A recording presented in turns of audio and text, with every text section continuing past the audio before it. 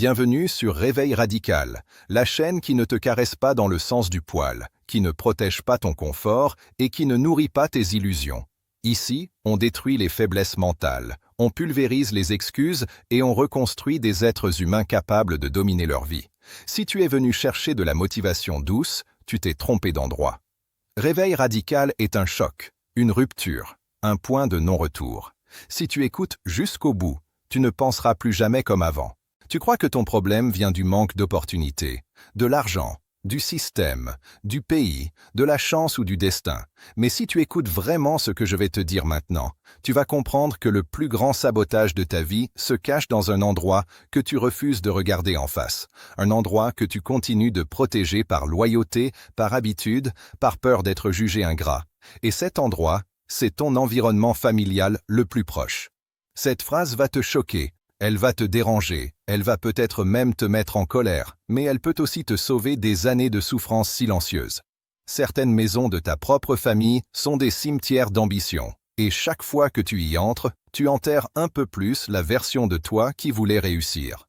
Tu n'es pas faible parce que tu y retournes, tu es conditionné, programmé depuis l'enfance à confondre amour et poison, proximité et stagnation, respect et autodestruction lente. Depuis petit, on t'a appris que la famille, c'est sacré, que le sang est plus fort que tout, que refuser une invitation est un manque de respect, que s'éloigner est une trahison. Mais personne ne t'a appris que rester trop longtemps entouré de gens qui pensent petit, qui parlent négatif, qui ridiculisent tes rêves, qui normalisent la médiocrité, c'est signer un contrat invisible avec l'échec. Regarde-toi honnêtement, pas avec les yeux de l'enfant qui veut être aimé, mais avec les yeux de l'adulte qui veut gagner. Chaque fois que tu sors de certaines maisons, tu te sens vidé, ralenti, confus, plein de doutes, plein de « peut-être que j'exagère », plein de « ce n'est pas si grave », plein de « je verrai plus tard ».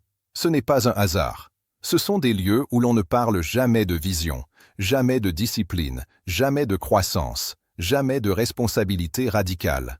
On y parle des problèmes, des gens, du passé, de ce qui ne marche pas, de ce qui est impossible, de ce qui est risqué. Et pendant que tu écoutes, ton cerveau enregistre, ton identité s'adapte, ton feu intérieur se réduit.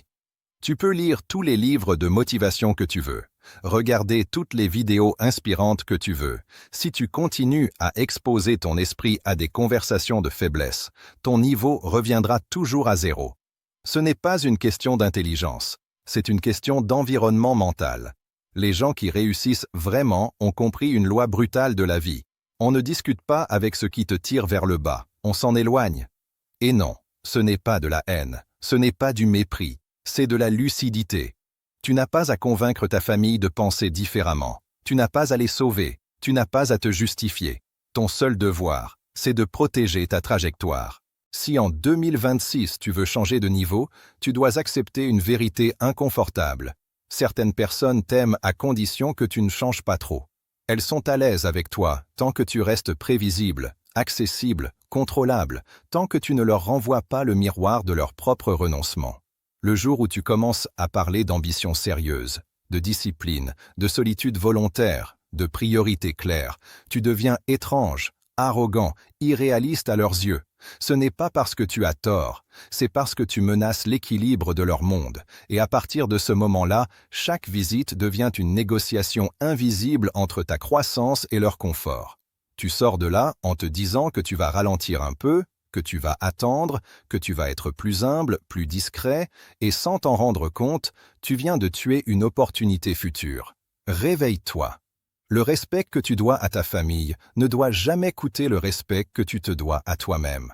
Il existe des maisons où l'on glorifie la survie au lieu de la conquête, où l'on admire celui qui se débrouille plutôt que celui qui construit, où l'on applaudit la plainte plus que l'effort, où l'on critique ceux qui osent sortir du cadre en les appelant orgueilleux, fous ou prétentieux.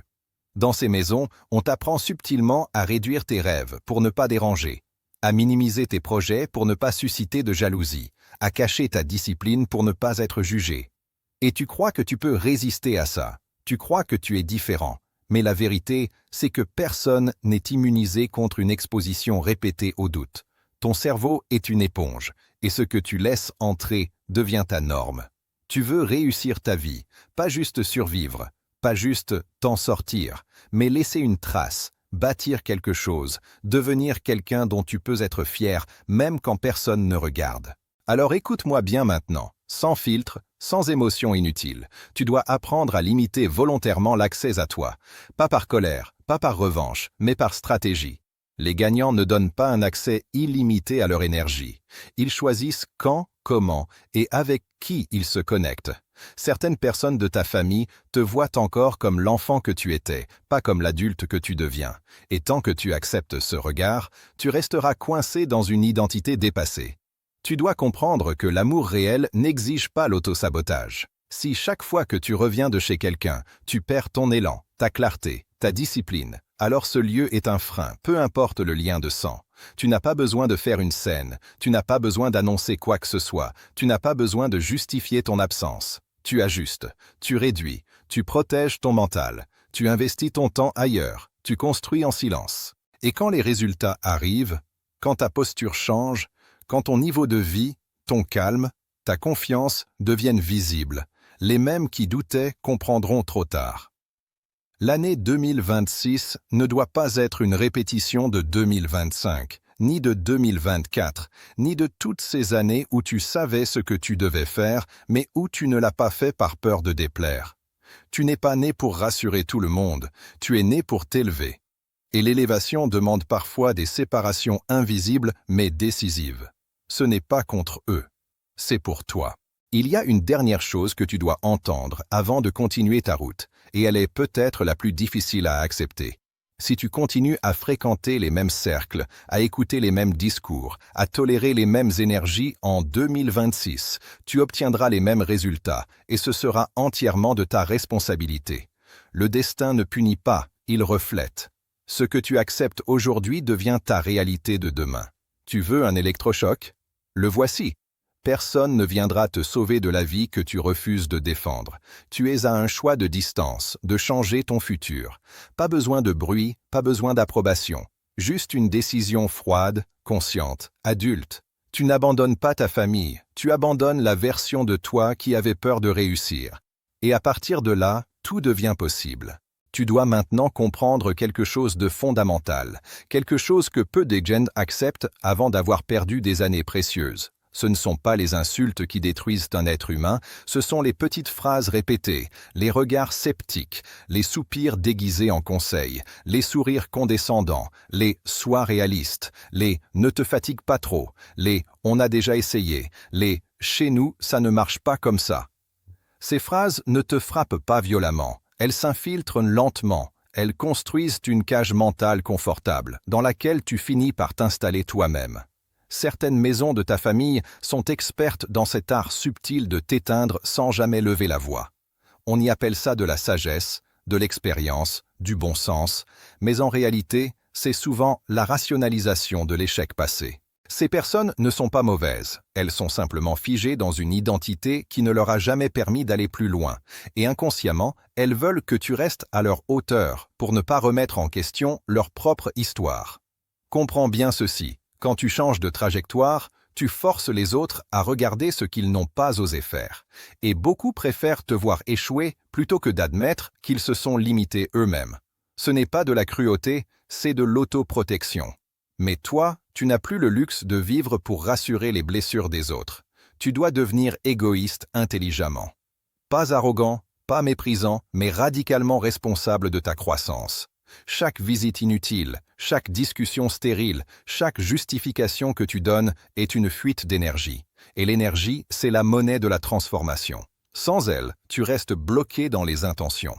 Observe honnêtement ce qui se passe après certaines rencontres familiales. Tu repousses tes projets, tu doutes de tes décisions, tu diminues ton ambition, tu te dis que tu verras plus tard. Plus tard devient demain, demain devient l'année prochaine, et l'année prochaine devient une décennie perdue. C'est comme ça que les rêves meurent, pas dans le chaos, mais dans la lenteur sociale acceptée. Les maisons dont je te parle ne t'attaquent pas frontalement, elles te ramollissent. Elles t'apprennent à confondre patience et passivité, humilité et effacement, respect et soumission. Et tant que tu acceptes ce conditionnement, tu restes prisonnier d'un rôle qui n'est plus le tien. Tu es en train de devenir quelqu'un d'autre, et ce processus est fragile. Un esprit en construction ne doit pas être exposé en permanence aux anciennes croyances. C'est pour ça que les transformations radicales se font souvent dans le silence, la solitude et la distance. Tu dois créer un sas de protection mentale autour de toi. Pas éternellement, mais suffisamment longtemps pour que ta nouvelle identité devienne solide. Le monde respecte ce qui est stable, pas ce qui hésite. Et la stabilité intérieure se construit loin du bruit émotionnel. Si tu veux réussir ta vie, pas juste t'en sortir, tu dois accepter d'être incompris temporairement. Ceux qui te critiquent aujourd'hui profiteront demain de la version forte de toi, mais seulement si tu n'as pas cédé avant. Arrête de demander la permission d'évoluer. Personne ne te la donnera. La transformation ne se négocie pas autour d'un repas familial. Elle se décide seule, dans le silence, quand tu choisis enfin de ne plus retourner dans les lieux qui nourrissent tes anciens doutes. Et maintenant, écoute attentivement, parce que cette dernière partie n'est pas là pour te rassurer, elle est là pour te pousser à agir immédiatement. 2026 n'est pas une année magique, ce n'est pas un nouveau départ automatique, c'est un miroir brutal. Elle amplifiera exactement ce que tu es aujourd'hui. Si tu entres dans cette année avec les mêmes fréquentations, les mêmes habitudes, les mêmes compromis émotionnels, tu obtiendras les mêmes frustrations, mais avec plus d'amertume, parce que tu sauras que tu aurais pu faire autrement. Le temps ne guérit rien, il révèle. Et ce qu'il révèle chez ceux qui n'ont pas osé trancher, c'est le regret silencieux. Tu n'as pas besoin de couper les ponts, tu as besoin de couper l'influence. Tu n'as pas besoin de déclarer la guerre, tu as besoin de reprendre le contrôle. Tu choisis où tu vas, quand tu vas, combien de temps tu restes, et surtout, ce que tu acceptes d'écouter. Ta vie ne changera pas quand tout le monde sera d'accord avec toi. Elle changera quand tu décideras que ton avenir vaut plus que le confort émotionnel des autres. Les personnes qui te respectent vraiment respecteront aussi ton absence temporaire. Les autres tenteront de te culpabiliser parce que la culpabilité est l'arme préférée de ceux qui n'osent pas évoluer. Ne tombe pas dans ce piège. Tu n'as rien à prouver. Tu as tout à construire. Imagine-toi dans quelques années, regardant en arrière, fier d'avoir eu le courage de te choisir quand c'était inconfortable. Imagine la version de toi qui n'a pas cédé, qui a protégé son esprit, qui a travaillé pendant que les autres parlaient, qui a avancé pendant que les autres commentaient. Cette version existe déjà, mais elle attend une décision claire. Pas demain, pas quand tout ira mieux, maintenant. Fais de 2026 l'année où tu as cessé de visiter mentalement les lieux qui te retenaient. Fais-en l'année où tu as compris que réussir sa vie, ce n'est pas être accepté par tous, c'est être aligné avec ce que tu sais être juste pour toi. Si ce message te dérange, c'est qu'il touche juste. Et si tu l'appliques, ta vie ne sera plus jamais la même. Il faut maintenant aller encore plus profond, parce que si tu écoutes ce message jusqu'ici sans rien changer derrière, alors il ne servira à rien et tu redeviendras exactement ce que tu essayes de fuir. La vérité brutale, celle que personne n'ose dire à voix haute, c'est que beaucoup de familles ne transmettent pas des valeurs, elles transmettent des plafonds. Des plafonds financiers, des plafonds mentaux, des plafonds émotionnels. On t'a appris ce qui était acceptable, raisonnable, possible, non pas en fonction de ton potentiel, mais en fonction de ce que les générations avant toi n'ont jamais dépassé. Et à force d'entendre les mêmes récits d'échecs maquillés en sagesse, tu as commencé à appeler prudence ce qui n'était que peur, loyauté ce qui n'était que conformisme, humilité ce qui n'était que renoncement. Ce conditionnement est puissant parce qu'il est invisible. Il ne te dit pas « échoue », il te dit « ne prends pas trop de risques, ne te fatigue pas, reste simple, sois comme tout le monde ». Et pendant que tu obéis, les années passent, et tu te réveilles un jour avec cette sensation étrange d'avoir vécu la vie de quelqu'un d'autre. C'est exactement ça que tu dois empêcher maintenant. Tu dois comprendre que réussir ta vie demandera de rompre intérieurement avec certaines narrations familiales, même si extérieurement tu restes respectueux. Le respect n'exige pas l'adhésion. L'amour n'exige pas l'imitation. Tu peux aimer sans reproduire. Tu peux honorer sans copier. Tu peux être présent sans être prisonnier. Mais pour ça, il faut une colonne vertébrale mentale solide. Et cette solidité se construit quand tu assumes pleinement que tu ne veux pas la même vie que certaines personnes qui t'entourent. Pas parce que tu te crois supérieur, mais parce que tu es différent dans tes exigences. Tu veux plus de liberté, plus de maîtrise, plus de profondeur, plus d'impact. Et vouloir plus implique de refuser certaines ambiances, certains discours, certaines habitudes. Tu n'as pas à expliquer ça à tout le monde. L'explication affaiblit la décision. Tu agis et tu laisses le temps parler pour toi. Les résultats sont un langage universel. Quand ta posture change, quand ton calme devient évident, quand ton niveau de clarté dépasse celui des autres, les débats deviennent inutiles. Mais pour arriver là, il faut traverser une phase inconfortable où tu n'es plus tout à fait comme avant et pas encore reconnu comme ce que tu deviens. C'est dans cette phase que beaucoup abandonnent. Pas par manque de capacité, mais par peur de la solitude temporaire. Comprends-le une fois pour toutes. La solitude stratégique est un passage, pas une destination. Elle te forge, elle t'épure, elle te rend dangereux pour la médiocrité. Et ceux qui ne supportent pas ta distance aujourd'hui auraient profité de ta faiblesse demain. Ne confonds jamais proximité et soutien. Certaines personnes sont proches physiquement, mais loin mentalement de ce que tu veux construire.